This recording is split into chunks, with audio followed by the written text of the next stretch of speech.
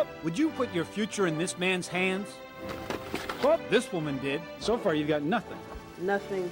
Oh, you dropped some more money. So did this woman. You lost your job because of it? Yes, I lost my job. All they were trying to do was make their lives better, but their plans for the future were destroyed by this guy. When you burn enough people, you get caught after a while. Turn off the microphone. I'm not going to turn off the microphone. Oh, he's a creep. The man under the hood doesn't want you to know who he is or just what he's up to. And he went a long, long way hoping you'd never find out. He even tried to call the cops on us. 215th Street. But we kept after him. Why? Well, when you hear how his scam screws up lives, you'll know why. And it ruined your life, basically. You lost your job and you couldn't go to school.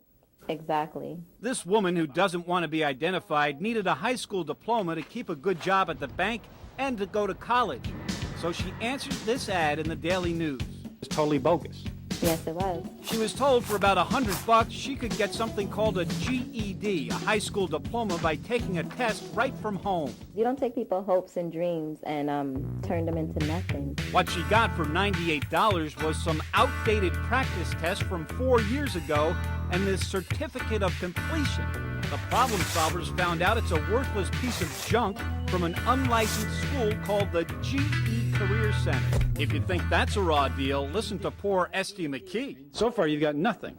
Nothing. Esty didn't even get the worthless piece of paper, and she sent them more than $100. That's a lot of money for a single mother struggling to make a better life for her kids. What do you think about this company right now? Well, if the company, I really can't say on TV, but... They call the problem solvers, and using this ad, we traced the bogus business to this P.O. box in Queens. That's where we caught this guy red-handed unloading the company's box. And judging by the stack of mail he's got, there's probably a lot more victims who forked over good money for nothing. You're in the phony diploma business, I understand. No, I'm picking up mail for them. You're picking up mail for them? Yeah. Where does that go? It goes all the way over there. Why are you hiding your face, sir? Because we don't want to talk to you. Tell me about your business, brother. It's not my business.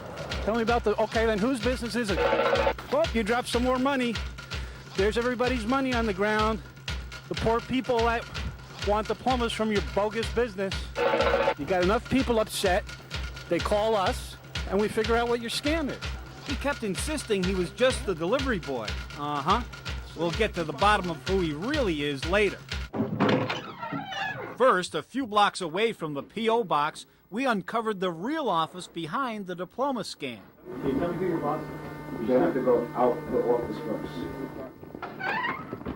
Not a very warm welcome. And apparently no one wants to give up the name of the guy who runs the show. Do you know anything about this business, sir? No.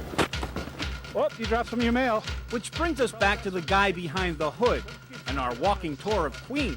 You give him some garbage. Your diplomas are worthless, sir. Do you know that? Now, all this guy had to do from the beginning was get in his car right across the street there. But he was so afraid of the problem solvers that he... The walkathon went on for 10 minutes. Get this, he made a stop at the police station. He was seeking sanctuary, but this cop just blew him off. The cop's not going to help you. Now what are you going to do? Huh? Yeah, just keep walking. Keep walking? You're going to have a heart attack. After walking one big circle, eventually we were right back where we started, outside the company's P.O. box,